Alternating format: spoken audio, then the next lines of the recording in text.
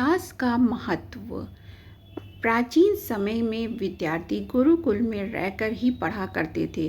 बच्चे को शिक्षा ग्रहण करने के लिए गुरुकुल में भेजा जाता था। बच्चे गुरुकुल में गुरु के सानिध्य में आश्रम की देखभाल किया करते थे और अध्ययन भी किया करते थे। वृद्धराज को भी सभी की तरह गुरुकुल भेज दिया गया।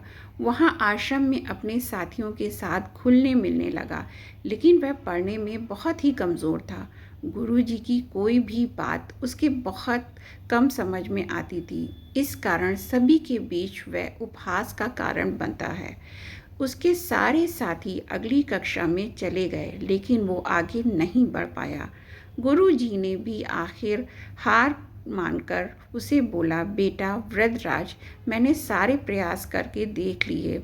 अब यही उचित होगा कि तुम यहाँ अपना समय बर्बाद मत करो।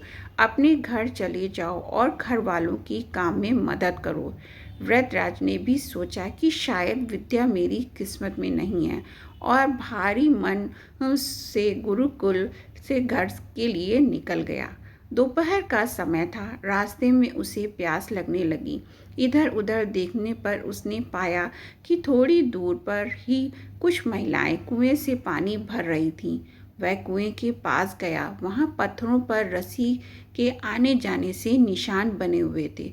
तो उसने महिलाओं से पूछा, ये निशान आपने कैसे बनाए? तो एक महिला ने जवाब दिया, बेटे, ये निशान हमने नहीं बनाए। ये तो पानी खींचते समय इस कोमल रस्सी के बार बार आने जाने से ठोस पत्थर पर भी ऐसे निशान बन गए हैं। वृद्धराज सोच में पड़ गया।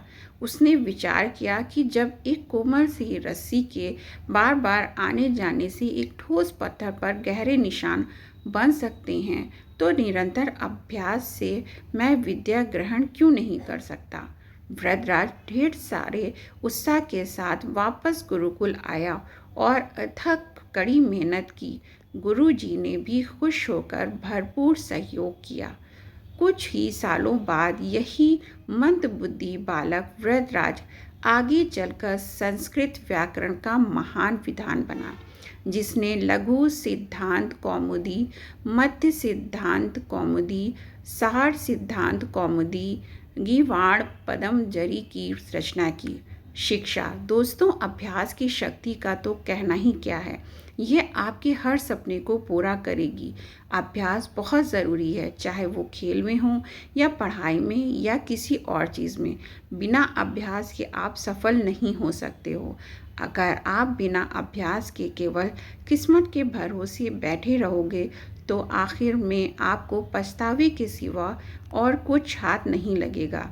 इसलिए अभ्यास के साथ धैर्य, परिश्रम और लगन रखकर आप अपनी मंजिल को पाने के लिए जुट जाएं।